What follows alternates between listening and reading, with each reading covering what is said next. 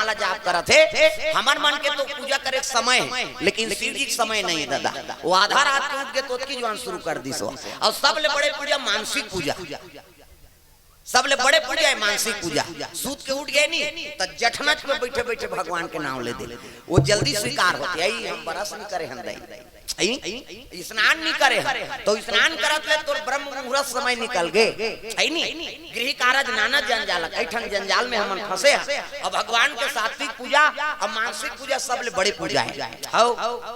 वो गठना नींद खुलिस नहीं तो भगवान के नाम जाप कर दे, बैठे बैठे पूजा हो जाए। जा प्रेम से बोल दुर्गा मैया की जय। पूजा जल्दी स्वीकार होते भगवान। साधु संत मान सब जंगल में रही तो कते कर वो कई दिन तपस्या में बैठे थे, दियार चढ़ गए तो नहाने। मानसिक पूजा मन से, हाँ बड़े पूजा कोई चीज नहीं है। आत्मा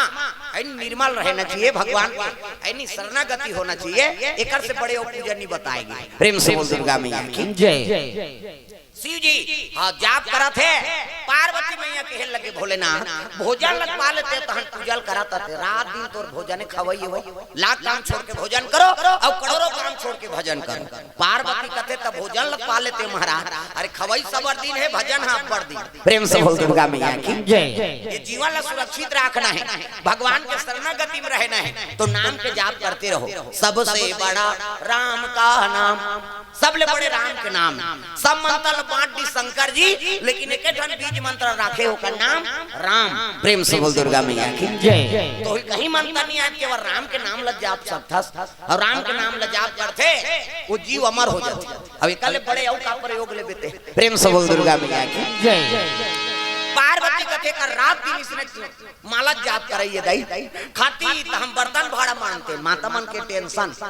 घर परिवार में सब लोग भोजन करे ही अपन खही तो 1 घंटा ऊपर हाउ काम पूर्थे हो भाई बर्तन भाड़ा मानते हैं तेकर रात दिन आंखीच मुंदाई है नहीं। अब कैसनो रहा जी पति हा ओकर घर वाली कर एक दू हाँ वो गाड़ी खही जो हम बता था। वो राष्ट्रपति होई नहीं तो कर घर वाली का नहीं चले ओकर हम बात बता। लक्ष्मी ना और लक्ष्मी बिना नारायण अधूरा है नहीं। सीता बिना राम अधूरा है, राधा बिना कृष्ण अधूरा है। तब मातृशक्ति ही बड़े है दादा। पूजा करबे तब वो गांठ जोड़े लात कैसे बिना गांठ जोड़े वहाँ हवन पूरा हो जाए का। और उसने कहा था तो पंडित देवता मन अपने मन सुहानी कर दाती काबर जजमान जजमानी बनाते। तो लक्ष्मी बिना कोई हवन पूजा सफल नहीं है दादा। ऐसे और साधु डढ़ियारा मन कहाँ के लक्ष्मी वो ठाई ठेंगर वहते एके जाने हेते थोड़े वहां। तब वो ऋषि महात्मा मन झलोक बिहाव करी ए बाबा ऐसने एके जन में जग सफल नहीं होते दादा। त स्त्री राखे लागी गौतम के हलिया इसे वशिष्ठ के अरुंधति ऐनी हां बृहस्पति के तारा ये सब पत्नी बनाई नहीं। त गृहस्थ जीवन में ही भगवान के आगमन होते। प्रेम से बोल दुर्गा मैया की जय। कैसे महू ठाई ठेंगरवा रहे हो दादा। हमार गुरु कथे बिहाव कर ले रे तब बने महाराज जी नाम न पड़ गए तमाशा तोर पूजा अधूरा हो जाए बेटा गांठ जोड़े बिना नहीं बने। प्रेम से बोल दुर्गा मैया की जय। जगह जगह कथा बोला था अब कृपा करके आई नहीं भगवान जोड़ दी तब हम कथा करवा था समय में आई नहीं। प्रेम से बोल दुर्गा मैया की जय। सुंदर पार्वती मैया कथे रात दिन कर भजन करिए। अरे भोजन लगा लेती तहन भजन लग करत रहती बर्तन भाड़ा मारते दही कथे रहावो मोल भजन करन दे चुपे रहते खवई कोई तमाशा नहीं। शिव जी कहा था शिव जी आंखें मूंद के बैठ गए। हाँ आधा रात होते दादा। पार्वती कहे लग गई एकर तो खाली भजने करिए दई रहा तो मोर चेली बेटी का करथे कई के वो देखे लग गता। पार्वती चेली कौन है? मां सीता। प्रेम से बोल दुर्गा मैया की जय। अरे अयोध्यापुरी में राज करे राजा राजा राम जी जानकी रानी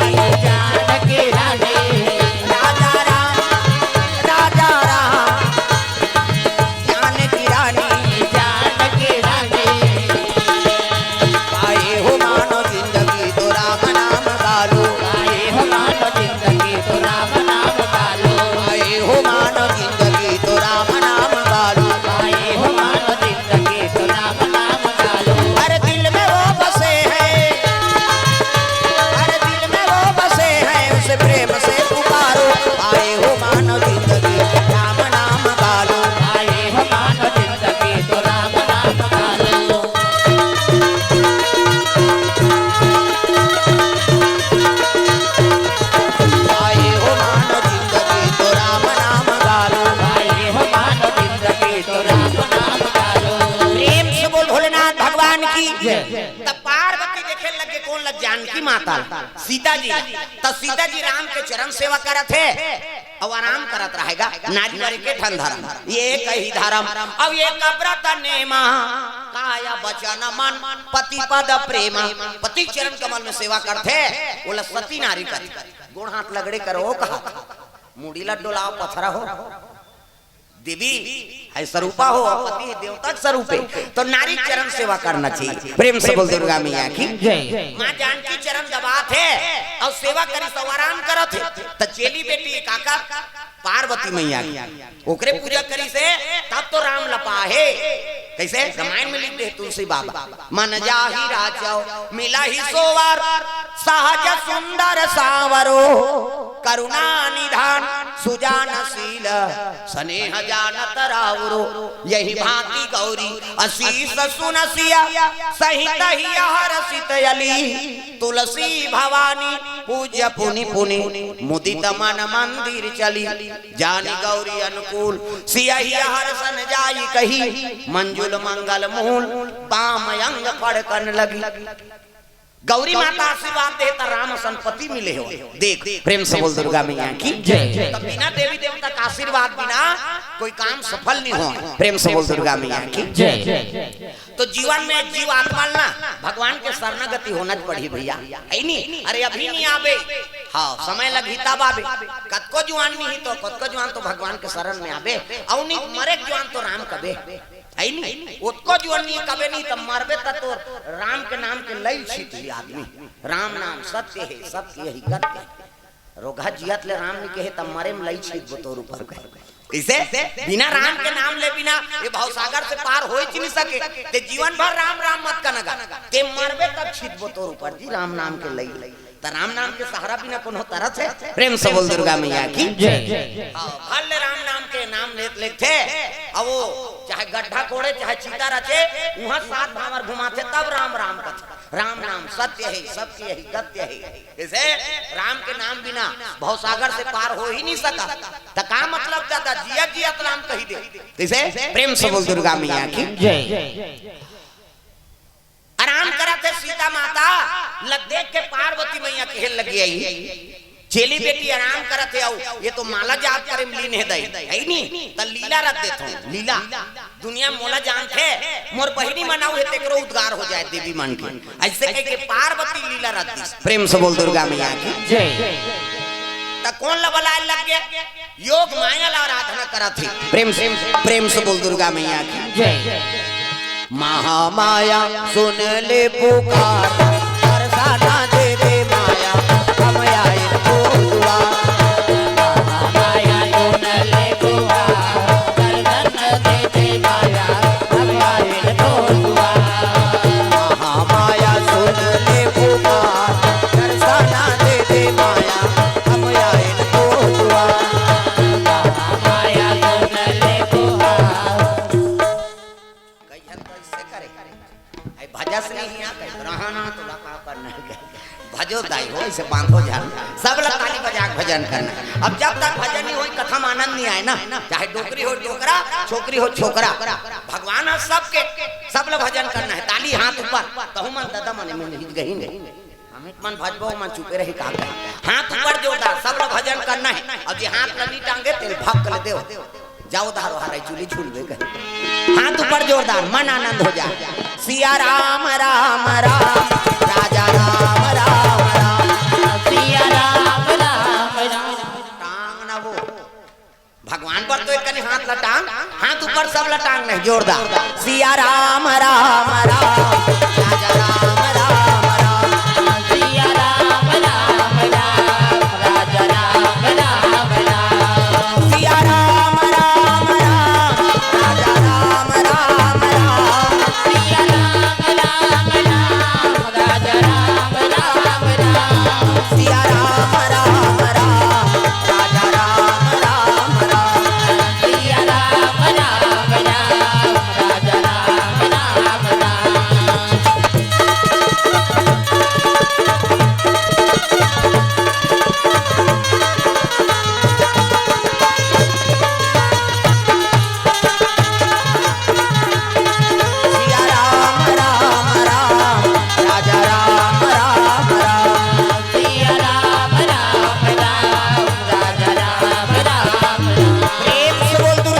मैया की सुंदर योग माया प्रकट होके पार्वती करा प्रणाम दीदी कथे खुशी रहा। अब दीदी घर वाला का कबे वाह और बड़े दीदी घर वाला का कबे कौन है जीजा कथे मोलनी सुहा जीजा मीजा कथे थे दीदी और भांटो ऐसे हम छत्तीसगढ़ में निवास करें और भांटो कबे तेरे हृदय प्रफुल्लित हो जाते। हाँ तो जीजा कहा जीजा जीजा नीचे है मरही तो बाबा नहीं भांचो तोरे जीजा मार खा का है का दीदी और भांटो ऐसे प्रणाम करे लगे प्रणाम भांटो ते आंखें मुंदे बट ले आंखें उघार के देखते तो योग माया ऐसे कैसे आए दीदी वाला हां तो ओकरे से निपट मोर भजन कीर्तन झन बिगाड़ दी सो ऐसे शिव जी हां कहे लगे ते तोर हां दीदी से निपट जा का बात है दीदी कार वाला है एक काम करते बहिनी दुनिया में तोला हमला जाना थे त देवी मन का उद्धार हो जाए ठन लीला रचत हम त का करो कते मोर चेली बेटी कर अयोध्या पुरी जा और सपना दिखा दे का सपना सोना के रुख के खांधी बेल के पत्ता मूंगा खार और ऊपर में फूल फूले कहर कहर महार महार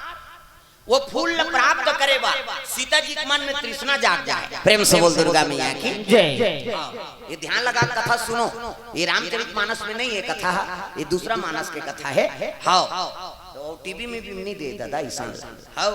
ये दूठन कथल पढ़ के चला थे नहीं तो वो भट्ठा बैठ गए मैं बता दे हाँ हमन कहा तो तीर्थ यात्रा जाता तब वहाँ बेदे पुराण नाम था हाँ खाई खजाना रोज खावे ये तो जीवन भर के खाई है नहीं। हाँ अभी सावन में फिर केदारनाथ यात्रा बने भगवान की दया होगी तो फिर सावन में जाबो। प्रेम से बोल दुर्गा मैया की जय। तो मानस अब्बड़ कर है नहीं रामायण सतकोटि अपारा तो ये दूसरा रामायण की कथा है ध्यान लगा कथा सुनना ये टीवी में भी नहीं मिले। हाँ तो ध्यान लगा कथा ध्यान में रहे। प्रेम से बोल दुर्गा मैया की जय। सपना दिखा दे बहिनी कथे का सपना सोना के रूख के खांधी बेल के पत्ता मूंगा फार और ऊपर में फूल फूले कहर कहर महार महार वो फूल प्राप्त करे बार सीता जी के मन में हाँ तृष्णा जाग जाए बस अति सपना दिखावे कहानो पाल लीला बन जाए। प्रेम से बोल दुर्गा मैया की जय। कहते हां दीदी योग माया अंतर ध्यान हो गए और कहां चले आते अयोध्यापुरी पहुंचे लगे दादा। अरे अयोध्यापुरी में आवाना लागे मैया सीता जी को सपना दिए भैया सीता जी को सपना दिए भैया जो बोएगा वही पाएगा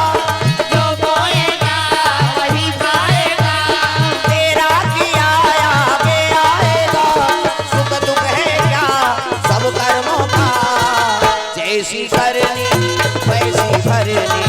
जैसी करनी वैसी भरनी जैसी करनी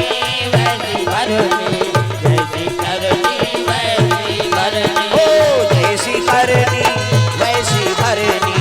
जैसी करनी वैसी भरनी जैसी करनी वैसी भरनी जैसी करनी वैसी भरनी। बोल दुर्गा मैया की जय। सीता जी राम जी शयन करे तब सपना दिखा दी योग माया हाथ ऐसे करी तब 1 2 3 50 दिन कही देवता मन ऐसे करते तो यहाँ फोकस निकाल मोरो निकालते फिर जोर में नहीं दिखाते देवी देवता ऐसे करी तो यहाँ फोकस निकाल सीता जी सपना सुते थे सपना दिखाने लगे दादा कैसे योग माया है ना और जहाँ जहाँ भगवान के प्रदान हाँ पदार्पण हो है योग माया पहली आगमन हो कृष्ण अवतार हो कैसे योग माया इसनी। प्रेम से बोल दुर्गा मैया की जय। योग माया सपना दिखा दी सीता जी का सपना सोना के रूख के खांधी बेल के पत्ता मूंगा कार और ऊपर में फूल फूले कहर कहर महार महार वो कई योजन ले सुगंधे थे ऐसे वो फूल लगाए पर कृष्णा जाग जाए सोन के रूख है जी सोना के रूख के खांधी बेल के पत्ता और मूंगा फर कीमती जेवरात मूंगा हीरा मोती मूंगा कथा नहीं वो मूंगा फर है दादा मूंगा नहीं है भाई ऐसे चूहके वाला जन समझ तुम मूंगा हाँ है नहीं हीरा मोती मूंगा कथन ते वो फर है लदा लद। प्रेम से बोल दुर्गा मैया की जय। सोना के रूख के खांधी दूसरा पेड़ के खांधी चटके होंगे और जे खांधी तेकर पानी बेल के पान कैसे मूंगा फार और ऊपर में फूल फूल है कहर कहर महार महार कई जोजल सुगंधे थे। हाँ सीता जी सपना देखा थेगा आई ये फूल घास सुंदर है दई ये फूल अगर मोला मिल जा तो मोल जीवन में आनंद आ जा ये वो तृष्णा बाढ़ और सपना बड़ सुंदर होते जी कैसे हाँ और सपना देखा था ते कोनो भगवान के निमित्त होना चाहिए काकरो उपकार के निमित्त होना चाहिए वो सपना है। कबीर जी कही दे कैसे सोवत सोवत सपना देखे क्या खोया क्या पाए और जागत में सपना देखे उनसे मुंह रखना कोई कई जन जागत जागत सपना देखते है नहीं 10 एकड़ जमीन लेना है बिल्डिंग बनाना है बोर करवाना है चुंदी झरत में कमाबे ते मारबे तहन सब बोल तुरंत टूरा सट्टा खेल दे तोर सपना सत्य है का बता है नहीं तो जिया जिया सपना मत देखो दादा सपना देखा था सना तो काकरो उपकार हो जाना चाहिए हित हो भगवान के निमित्त ये सपना है। सीता जी सपना दिखा दी योग माय अंतर ध्यान हो गए और सपना देखा देखा नींद उमड़ गएगा सीता जी देखते तो आधा रात है ये सपना ही नहीं और घास सुंदर फूले वो फूल में मंगवा कर रहूं कह के आधा रात के भगवान के चरण ल पकड़दारी उठा थे भगवान देखो पतिल उठाना है तब कैसे उठाना है पतिल उठाना है तब कैसे उठाना है नहीं हैं आजकल कहां पावे सुते रहे तेरा हुदार देते वो तो निजस खाली सुते रहता था अल्लाह का तो उसने हुदार देबे तो काला चाह पानी पी सुसवाहा खेत दहर जाते चाय पानी पीदा रे फलाना तो काला पीबे यार बिहानिया झंझट देते कैसे पति देवता है भाई और देवता है तो ओकर चरण ल धर के उठाना है। सीता मैया चरण ल पकड़ के उठाए लग गई राम तेरा नाम प्राणों से बिचारा है राम तेरा नाम प्राणों से बिचारा है राम तेरा नाम कितने पापियों को तारा है राम कितने पापियों को तारा है राम तेरा नाम कितने पापियों को तारा है राम तेरा नाम कितने पापियों को तारा है राम तेरा नाम ओ राम तेरा नाम प्राणों से बिचारा है राम तेरा नाम प्राणों से बिचारा है राम तेरा नाम। प्रेम से बोल दुर्गा मैया की जय। सुंदर राम जी चरण ल धर के उठाए लग गए राम जी कहते सीता अरे आधा रात के का बरते है मोला उठा था का कारण मैं सपना है हमारा का सपना सोना रूख रूख के खांधी बेल के पत्ता मूंगा फार और ऊपर में फूल फूला थे कहर कहर महार महार वो फूल ला मोर बर मंगवा देते राम जी कहते आधा रात के कौन ला भेजूं अभी सूझ जा बिहनिया बताबे की भगवान फिर सूझ गए दादा तब भगवान ला नींद के थोड़े कमी है रे भाई हाँ वो तो कर सेवा करते निद्रा देवी नींद पर के भगवान के और सीता जी की नींद नहीं परी काबर तृष्णा है ना हाँ एको टन कहीं तृष्णा है मन में तेला सुते सुते ते सोच दा रात भर नींद नहीं परे प्रेम से बोल दुर्गा मैया की जय। हमार रात भर नींद नहीं परे बिहनिया 7 बजे पहुंचे हैं तुहर गांव है नहीं हम डर रही जरे के लमे बाबा कैसे करबो है नहीं हां समय लेती लेती आज के कैंसिल हो गए आज अर्जुनदम रही कार्यक्रम 3 दिवसीय कार्यक्रम रही ओकरे से में 17 निजम ही कैसे लागत है का लेकिन भगवान के दया हो गए उनकर समय है बुझ गए हां अब बड़ गर्मी है महाराज तब ठंडा दिन में कार्बन गा और 3 दिवसीय अब व्यवस्था नहीं कर सकन उसका पब्लिक बा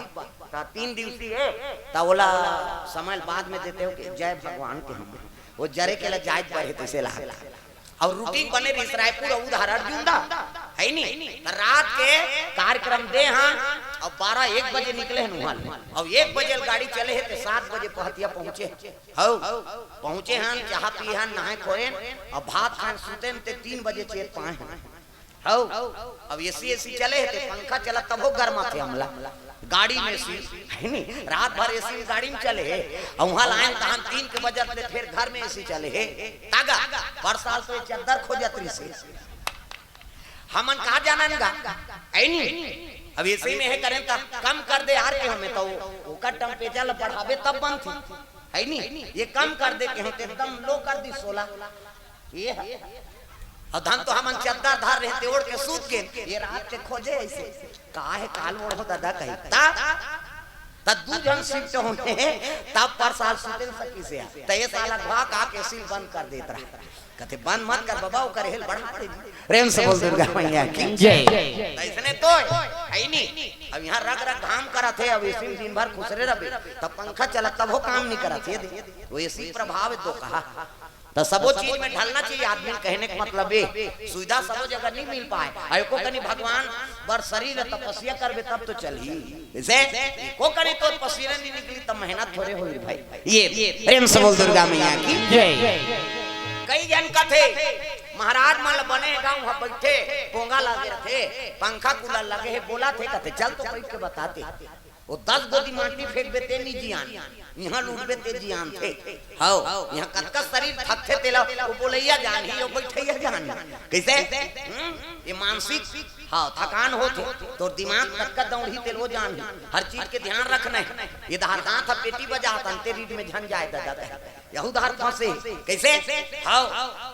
हर चीज के हाँ बस बिना मेहनत के कोई चीज नहीं हो भैया वो कतका वेद पुराण पढ़बे और कतका दिमाग लगाबे तेनो पढ़ैया बोलैया जान ही जी महाराज बनना कोई बड़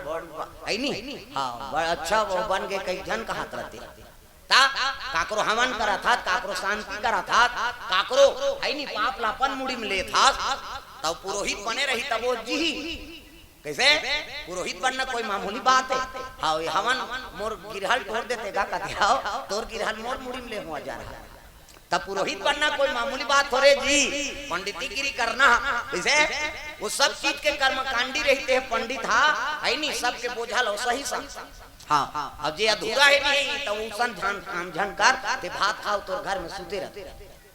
कैसे तो पुरोहित के काम का है सबके दुख के हरण करना और कर्मकांडी है यही पुरोहित करा था ये बात प्रेम से बोल दुर्गा मैया की जय। सीता जी के नींद नहीं पड़ी राम जी सूत गए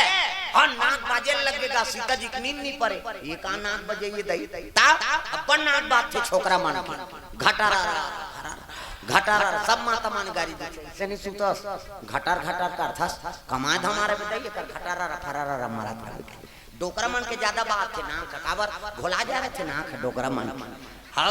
और जवन हमन के अटक थे ऐसे करते काबर उकर में कार्बन आ जाते कैसे और तुम जान हंसो तुमरो नाक बात हमी के मन बदनाम होबो जी हमर सिंगल पॉइंट है इनका डबल पॉइंट माता मन के दो किस्म के बात है पहला नंबर के कैसे बाजी माता मन के सिनीपिटी कथतागा और दूसरा नंबर के संगीन काबर एमे फूली एमे नथली हाथे में उता कतिल हवा जे छेकानी जाते वो बारीक वाला है वो कैसे कहे सी कहते हमर हाईवे रोड दे दादा पल्ला भाग थे गाड़ी राम जी सुते हैं नींद पर गए और सीता जी की नींद नहीं पड़ा थे काबर वो तो सपना देखे है ना तब सपना मौला काबर आते ना रे सपना दिन रात जगाते ना सपना मौला काबर आते ना रे सपना दिन रात जगाते ना सपना मौला काबर आते ना रे सपना दिन रात जगाते ना सपना मौला काबर आते ना रे सपना दिन रात जगाते ना तोर बिना रामा ये तजको मेरा तोर बिना रामा ये तजको मेरा सपना मौला काबर आते ना रे सपना दिन रात जगाते ना सपना मौला काबर आते ना रे सपना दिन रात जगाते ना सपना मौला काबर आते ना रे सपना दिन रात जगाते ना प्रेम से बोल दुर्गा मैया की जय। सीता जी का रात भर नींद नहीं पड़ी होती बिहनिया स्नान ध्यान करके राम सरकार माला जाप करा थे सीता मैया स्नान ध्यान करके पहुंची प्रणाम प्रभु कथ आया सीता काली का रात के का सपना बताते रहे वो कहते वो फूल मंगवा देते महाराज का फूले तेला बता। और सपना का सपना है कते सोना के रूख, रूख के खांधी, बेल के पत्ता, मूंगा फार और ऊपर में फूल फूले है कहर कहर महार महार कई जोजल सुगंध देते वो फूल मोर बरमान देते ऐसे किसनी तब तो कहे लगे सोना के रूख हम 14 साल बनवास गए थे को टिकी नहीं फूटे रही सोन के कहीं पेड़ हो ही ऐसे की इसका अटारदाई हम देखे हैं सोना को रूख के खांधी, बेल के पत्ता, मूंगा खा और ऊपर में फूल फूले है कहर कहर महार कई जोजन सुगंध देते महाराज वो फूल मोर पर मंगवा देते त का फूले वो गुलाब फूले हां कमल फूल नहीं, चंपा हां मोंगरा नहीं, त गोंदा फूले हां दसमा नहीं, त का फूल कौन जानी नहीं जाना त कैसे मांगा। अरे फूल के नाम लत बता हम नहीं जानते भाई उसने फूले नहीं देखे और फूल मोर पर मंगवा दे कई किलोमीटर लोकर सुगंध फैला थे महाराज कृपा कर देते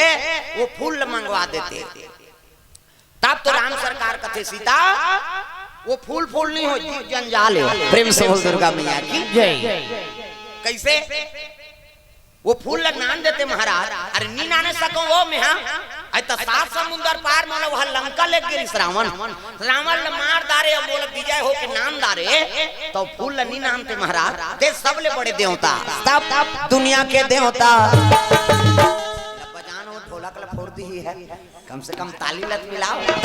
दुनिया के देवता सेवा तो न्योता सबला सिखाते इहा मनौता दुनिया के देवता तो न्योता सबला इहा मनौता संत ज्ञानी करेगा बुहार तोला गाड़ा गाड़ा जोहार प्रभु गाड़ा गाड़ा जोहार तोला गाड़ा गाड़ा जोहार प्रभु तोला गाड़ा गाड़ा जोहार तोला गाड़ा गाड़ा जोहार प्रभु गाड़ा गाड़ा जोहार तोला गाड़ा गाड़ा जोहार प्रभु तोला गाड़ा गाड़ा जोहार।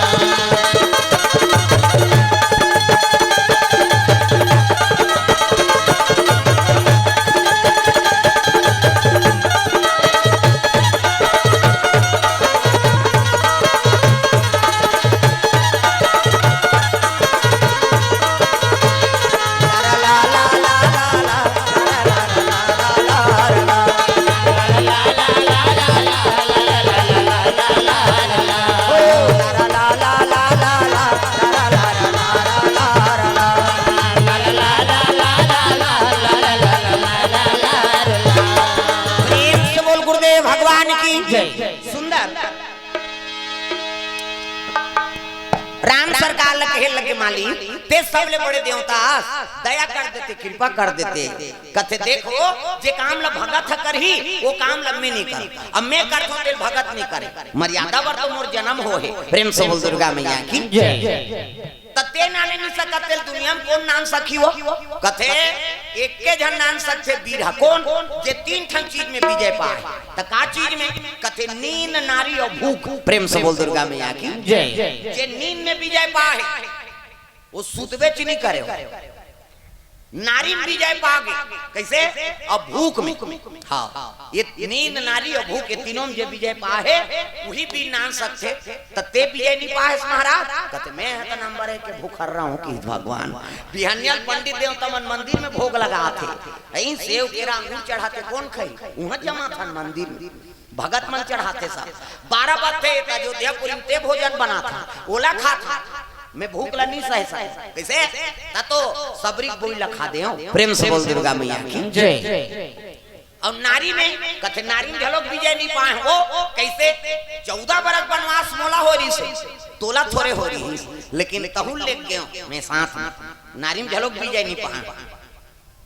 है नहीं। और नींद में कथे नींद में झलक विजय नहीं पाए हाउ बिहनिया 12 बजे तहन मंदिर दे वाला बंद हो जाते पट बंद होते वहां सुता रात के अयोध्यापुरी में आराम करता हूं कैसे हां मैं नींद में झलक विजय नहीं पाए आज तक ते विजय नहीं पाए तो दुनिया में कौन विजय पाए महाराज कथे तीनों चीज में विजय एक के जन वीर है कौन तोर मंझला देवल लखन लाल प्रेम से बोल दुर्गा मैया की जय। लखन लाल पाए तीनों चीज में विजय नींद नारी और भूख प्रेम से बोल दुर्गा मैया की जय। 14 बरस जब वनवास होइस ना रामला त लक्ष्मण झलक जहू की हिस्गा और लक्ष्मण जहू की त उर्मिला कथे महाराज आप मन जात हो कथे हां त महू जहू कथे कहां जाबे सबोक सबो वहां जंगल में करू कंदा खाबो किसे त दीदी जा थे तहू चल देबे है नी भैया वो भाभी की सेवा करे बर में जात हो अब यहां दई दादा मर रोही है नी राम जी वियोग में तो ये माला राम का साग से खवाबे यहां सेवा करे बर तेरा ऐसे की दिसगा सती नारी जी उर्मिला पति की बात उल्लंघन नहीं कर सके वैसे अब लखन लाल तैयार होत रहा तब आरती कर देते कह के दीपक जला के निकलत रहा वो दिया के है नी आरती करन नहीं दिलगा लखन लाल निकल गए काबर ये आरती करही तहन रोही और रोही तहन में फंसू नारी बड़े बड़े रोना में बड़े बड़े पुरुष मन फंस जा प्रेम से बोल दुर्गा मैया की जय नारी रोदिस नहीं त तोर करोड़ों संपत्ति कहीं और कहीं हो जा वो नारी को रोना नहीं देख सके अब तक माया है तागा कैसे हाँ? मान लो लड़का मन सब पढ़े चल दिन घर में दुहावे पति और पत्नी अभी मोटरसाइकिल निकाला थे तमनार से आना है कहीं और जैसे निकाले धारी उतनी जवान रोती हुआ ये दे सब जन छोड़ के चल दे हम एक जन रहे बोल यहां सब जन चल दे किसने वो गाड़ी फिर भीतर आ दी ले भाई जनी जाओ ऐसे नारी में पावर है दादा माता मन उर्मिला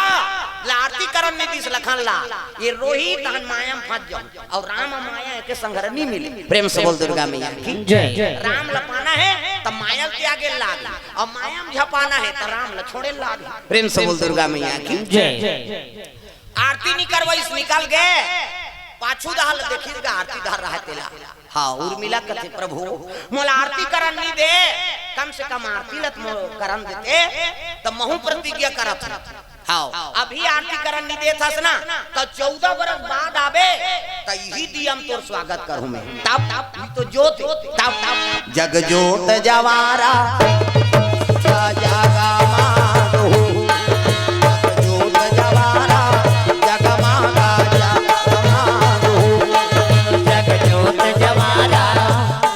ताली बजा जेनी बजे ही देवता जगी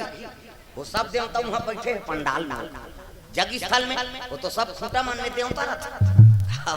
हाथ ऊपर सब लोग पूजा करना है जे ताली नहीं बजाई समझ जा देवता जगी सो जग ज्योत जवारा जगमागा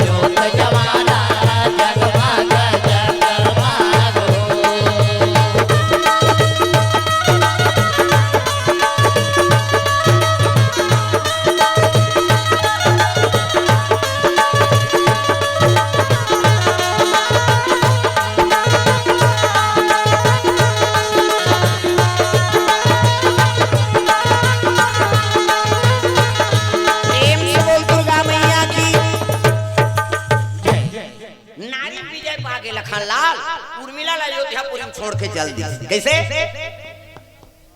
14 बरस ले भोजन नहीं पाए राम सरकार बनान दे 4 तेंदू अब अपन नहीं पाए हां तब सबरी माता गोई लता के नहीं खइसो हां ये ले बेटा तहु खा ले उला दे दे मोर उपवास में खाबे नहीं कर वो अपमान नहीं करे सबरी माता भूखे नहीं है तब कद को व्यंजन दे दे बेकार अब भूखे था कैसे भूख लागत नहीं तो अब चटनी सन हां दे दी ये फोन कर रही इसका ये चटनी सन बना दो बाबा हम नाबो तो जरे केला वाला मन अब चटनी चला थोड़े दिएगा आलू साग मिल के नहीं मोला इससे देखा था फुल व्यवस्था है इसे लागत ये बात है भाई हां भूख बार आई नहीं चखना नहीं ना नींद बार जठना हां नींद लागत है तो जठना वठना नहीं देखा था तो इसने कई जन देखे नहीं रोड में सुते रहते थे डामर रोड में सूद दे ज्यादा नींद लागत है वाला कैसे कर बे आजकल उसमें आदमी ज्यादा पावे हो है नहीं हां बोला मंदा कही देबे नहीं त तोर प्राण खा दियो ते कल में कथा उसने इंदा है भी सुतन देना उसने कही दे खत्म करना बात ला ओकरो सम्मान रह जाए बेचारा प्रेम से बोल दुर्गा मैया की जय भूख में विजय पाए और 14 साल में सूते च नहीं है लखन लाल राम सरकार और सीता जी पर आसन लगा दे ये मन आराम करे और रचरचात ले कनपट के जात ले बाण खींच के धनुष बाण तान के बैठे रहा लखन लाल का बात जंगल के बात है अरे सबो जन सूत जाई भगवती तीर दीगा जंगल में कई प्रकार के संकट एक झलक जागे लागी का नींद नारी और भूख ये तीनों चीज में विजय लखन लाल पा है अब वही नाम सकते वो फूल ला कही देन महाराज लखन लाल मैं नहीं कहा मोर से मोर भाई 14 बरस ले बनवास भोगे अब ते कबे ते कही दा कबो नहीं दई हमार देवार बरोबर बेटा है आई नहीं हां हम जा कबो कचले जाती ही जा भाई चले लगे कौन उर्मिला माता प्रेम से बोल दुर्गा मैया की जय हां कर दे उर्मिला माता कक्ष में लखन लाल भोजन दे है और सीता माता पहुंचे लगे वहां प्रेम से बोल दुर्गा मैया की जय मोला निकला गे मैया लाली लाली बिटिया तो मोला निकला गे मैया लाली लाली बिटिया तो मोला निकला गे मैया लाली लाली बिटिया तो मोला निकला गे मैया लाली लाली बिटिया तो लाली लाली बिटिया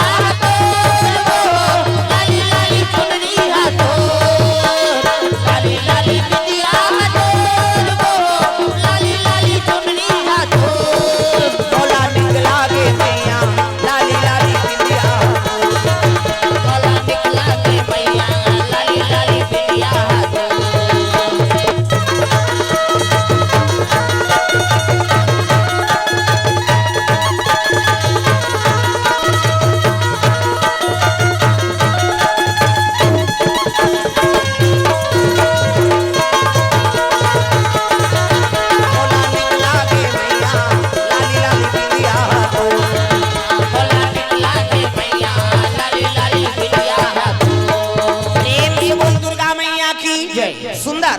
सीता मैया पहुंचे लग गए हाँ जात उर्मिला मैया भोजन दे लखन लाल कभी भी माता मन भोजन दो तो मर्यादा से मुंह ढाकना एकरे से आप मन देवी कथे देवी हमल नहीं कहा देवा में बाप छोकरा मन कथे का माता मन कथे देवी गलिम जात था मुंह ढा पानी जात था मुंह ढा भात साग कोसा था मुंह ढा तीजा जात था मुंह ढा के दे आजकल कहां पावे नावा नेवा नाते ते ढाके रहते गड़प गड़प बिजली खम हम झपा जाएगा नावा नेवा 8 दिन होई तहन बहुत टक रहा 8 दिन होई तहन अतका का कनी टंगा थे भाई 15 दिन होई तहन अतका एक झन लोग लेके होई तहन कोई मतलब नहीं बने दादा जियत मरत ले तो मर्यादा नाम नारी महाभारत में द्रौपदी शैलेंद्री कही 10 इंद्री जीत के राखे तेका नाम शैलेंद्री मूड कान ढाके तेका नाम शैलेंद्री मर्यादा में तेका नाम शैलेंद्री आजकल कहां शैलेंद्री गांव गांव लेद्री लेद्री तुम नहीं कहा गई हो नहीं आहे तेला कहा अक्की जात में थोड़े हो जरे खेल में आई चने चन्नया पुड़ेरा वाला आहे ते है मैं नहीं जाऊं बजनी खातो ता सुतो रे वो सुतेज बर जन्म धरे दुख ही अरे को करी ताज कथा में प्रेम से बोल दुर्गा मैया की जय हां अभी समझे हो तुम्हारो खिलौना मैं का जानो मैं कहीं हो ही बजाए कहा वो हवा वाला है ऐसे चपकते तहन सर के हवा जा उसने तहु में ले रहू के कब ठन ले दू हुए हम लते दे रहू बड़ गरम थे बेचारा मारा ढोलक बजही तहन सर मारी उधर उसने चला था मैं अब भी देखे हो मैं कहीं खिलौना हो ही कहा था वो पंखा लगे हो इसे दबाते तहन सर के जाते हवा प्रेम से बोल दुर्गा मैया की जय सुंदर उर्मिला भोजन दे लखन लाला और सीता मैया जा खटखटाए लगे दरवाजा उर्मिला हे न बहिनी हेर दीदी तैसे लाते कहे खोलिस कपाट लगा टे लकड़ी वाला उसने बाते कपाट हटे खोलिस कपाट दीदी उर्मिला प्रणाम करी सीता जी लपा परत उर्मिला और पा परी कहां लखन लाल कथे भोजन पाथे दीदी ले बैठ बैठ अब बैठी त कौन आहे सीता दीदी आहे ही तब तो उठ गए लखन लाल प्रणाम करथे प्रणाम मां का मोला बला लेते का कारण है आए कहे लगे लखन लाल आई नहीं मोर बार एक ठन फूल ला नाम देते का फूल हम सपना सपना है दई कैसे सोना के रूख रूख के खांधी बेल के पत्ता मूंगा फार और ऊपर में फूल फूले है कहर कहर महार महार वो फूल मोर पर नाम देते लखन लाल कि हिजनी तब तो लखन लाल मुड़ील धर के बैठ गए भौजी मैं 2-4 साल जिया तो जल्दी सिरा जाएगा था ऐसे वो फूल लाने जाते थे वीर मनाज ले मियां प्रेम से बोल दुर्गा मैया की जय अब ते फूल मोर पर मंगवा था ऐसे किस नहीं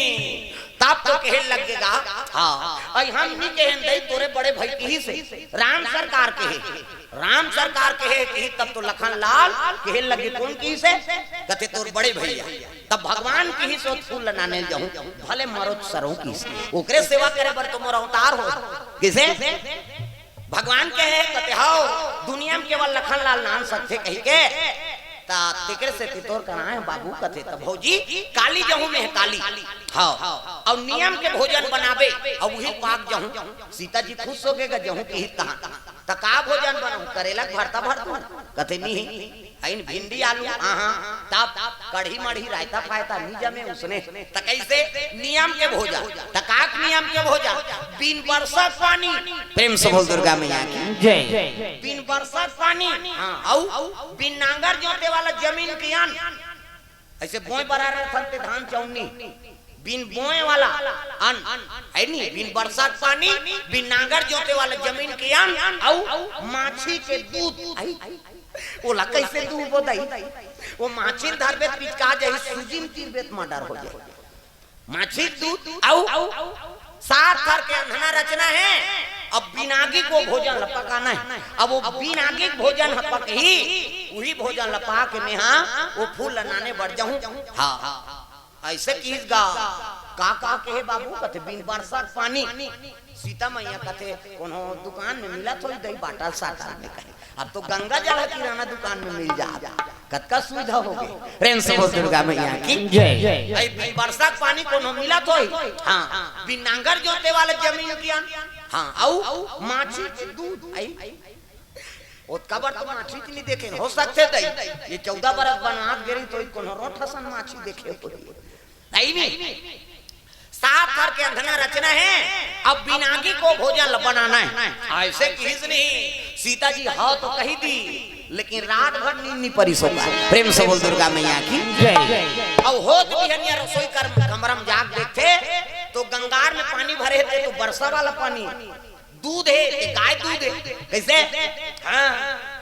कैसे करो अब धान चौरे थे बहुत बरारे वाला है एको ठन चीज इसने नहीं है दई जिसने बता है तो इसने तब मुड़ी धर के बैठ गए अब अन्नपूर्णा माता का आराधना करे लग गए हो काबर ये जब तक दुनिया में व्यंजन बनाते अमल भोजन प्रदान होते ना वो अन्नपूर्णा माता देने अर्णपुर ने सदापुर ने शंकर प्राण वल्लभे ज्ञान वैराग्य सिद्ध्यर्थे भिक्षाम देहि च पार्वती प्रेम से बोल अन्नपूर्णा मैया की जय वो अन्नपूर्णा देने वाला हां शंकर सन लौकर कर मांगे लाभ थे तग जे दुनिया देने वाला है घरदानी ते शंकर जी ऐसे उकर करा कटोरा लमा देते देवो दे देवे तब ती दूह में पार्सल करूं कहीं बिना अन्नपूर्णा कोई चीज हो सफल हो सकते प्रेम से बोल दुर्गा मैया की जय हमार गुरुजी रही से हां श्री श्री 108 श्री सिया भुवनेश्वरी शरण जी है नी व्यास जे अन्नपूर्णा सिद्धि रही हमार आंखों देखा बात भाई हजारों 5000 आदमी जब चलत है नी हां हमन प्रवचन करता रहा तक गुरुजी आए बोलत रहा उसकी जो छुट्टी दे दी गुरुजी हैगा जाओ सब भंडारम भोजन पाकाओ और तुम्हार पाक ले में बोलत हो कि देख अतका बड़ महात्मा थे का कहा थे सब आदमी भोजन पाए जाओ कोई मत रहो मैं बोलत रहूं और तुम नहू तहन हां चली कथा अभी तुम्हारा हाथ में बोलत हो के जन की हमन आदमी खोज था वो आदमी नहीं खोज दादा सब जल भोजन में जाओ उसने लाउंस करी तानु भंडारम रांधत रहते आगे अतकी मत की भात हमाची नहीं सोई और गांव भर के भेजा थे वो दौड़ा ता गया कि महात्मा कथकाय भंडारम चूरे नहीं है सब जल भेज दे थते ऐ नहीं ये दत्ती चकन है भात और 2-3 झाला पूरी अब कैसे करा रांधे पर समय लाग अभी बैठार दे महात्मा बोल दी सो कैसे ले चल में भंडारम जात हो सब आदमी चलो भंडारम बैठ गए इधर की बात हमारा आंखों देखी बात है भाई अब वो टप में से हाथ लाई से कर दी टपा टप भात ले पोरसो की उसका आदमी पूरा दारी से टप के भात हसीराती तो कैसे औ साथ में महात्मा मन रहिन ते मन बताई न रे ये सब अन्नपूर्णा सिद्धि माता मन है नहीं सिद्ध रथे हन संत महात्मा खाट में रथे तब तो टफा वो सिराबे नहीं करी शोभा था अब गांव भल्लपुर गए हमारा आंखों देखा बात ऐसे ऐसे महात्मा दादा अब तो नहीं है परम धाम चल दी और कृपा है मोला आशीर्वाद मिले है दाक ले पीठ ले एक दिन थोपी सो ले रे नींदा तेरा बेटा तहन धाने धान हो ही कही अब ये माला ओकरे देने दे हां माला जाप करत नहीं समूह छोटे रहा झोली धर के जा महात्मा का तो सब जन माला जाप करते गुरुजी महू देते हो कहते था साधु मन तो बनाते रे माला लेदार कहते ले वाला नहीं ए ले धर कृपा है वो कहते माला भरा मोला वो गुरु के हाथ से मिले है और एक कृपा है ये जगह जगह जात हन ये माला नहीं है तो मैं कीर्तन में नहीं बैठू मैं बता दे ये गुरु का आशीर्वाद और ओकरे सहारा से हमन चलत ये ते माला मोल प्राप्त हुई और सुमरनी माला मोला मिल गए तो का चाहिए साधु मन कर का पैसने माला मुंदिनी भभूत पाबे हो का प्रेम से बोल दुर्गा मैया की जय तो कृपा है अर्णपुर ने सदापुर ने शंकर प्राण वल्लभे ज्ञान वैराग्य सिद्धार्थे भिक्षाम देहि च पार्वती वो अन्नपूर्णा माता ला आराधना करे लग गए सीता मैया प्रेम से बोल दुर्गा मैया की जय अन्नपूर्णा मैया अन्नपूर्णा मैया और तोरा चलिया तोरा चलिया तोरा दया कर काम को बनाना तोरा दया कर काम को बनाना जब मोला भाई तुलसी के बानी कैला छुई जाए राम के कहानी जब मोला भाई तुलसी के बानी कैला छुई जाए राम के कहानी बड़े बड़े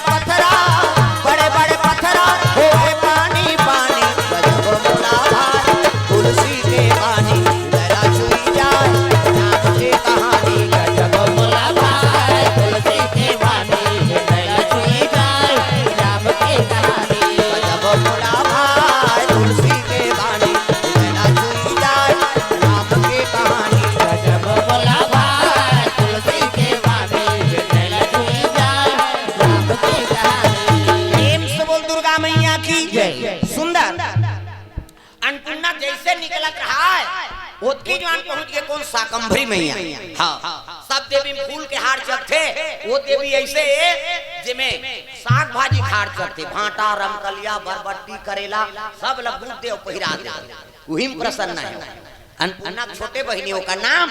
शाकंभरी माता हाँ प्रणाम दीदी कथे खुशी रे बहनी हाँ कहाँ जात कथे अयोध्यापुरी जात हो यहाँ हाँ सीता जी बला है ऐसे किस नहीं तो सबे जन तो ही चला बलाते हैं एको जन तो आ जाते प्रेम से बोल दुर्गा मैया की जय एको जन तो आ जाते महुल सेवा करे कौसर देते ऐसे किस नहीं तब कहल लगी तब जाबे क्या करते अब जाते हैं बहनी का बात सीता जी भोजन बनाए को उपाय बता देबे जा ओकरे बर बलात हां दीदी कह करेगा तरा ऐसे कहे तब कहल लग गए रूप रंगलत बदल दे देवी अत्ते प्रेम से बोल दुर्गा मैया की जय देवी अत्ते रूप रंगलत बदल ऐसने तोर करेरा रमकलिया देखे बर मारा थे अयोध्यापुरी मन देवी अत्ते रूप रंगलत बदल के जा ऐसे की तब कथे ता कैसे करो राजा राठी घर मल्लिन मन ज्यादा जाता राजा बर हार ऐनी और रानी बर गजरा धर के चल दे राम सरकार बर हार धर ले और सीता मैया बर गजरा धर ले और जा ऐसे की हिसनी कहते हाउ दीदी वो मल्लिन डोकरी बन के कौन शाकंभरी माता हाउ उस दिन ले मालिक हां समाज के मन इष्ट देवी मानते मरारिन के रूप धारण करी ऐनी प्रेम से बोल दुर्गा मैया जय हाउ हमार दहर मरार मान फूलमाली मन पटेल लिखते तुहर दहार अघरिया मन पटेल लिखते है नहीं हां हमर दहार मरार पटेल मन हवे ज्यादा प्रेम से बोल दुर्गा मैया की जय शाकंभरी मैया मल्लिन डोकरी के रूप धारण कर ली और चले लग के कहां अयोध्यापुरी में माई बार हार गजारा हो माई बार फूल गजारा ओके हो मारी देव डेरी फूल गजारा माई बार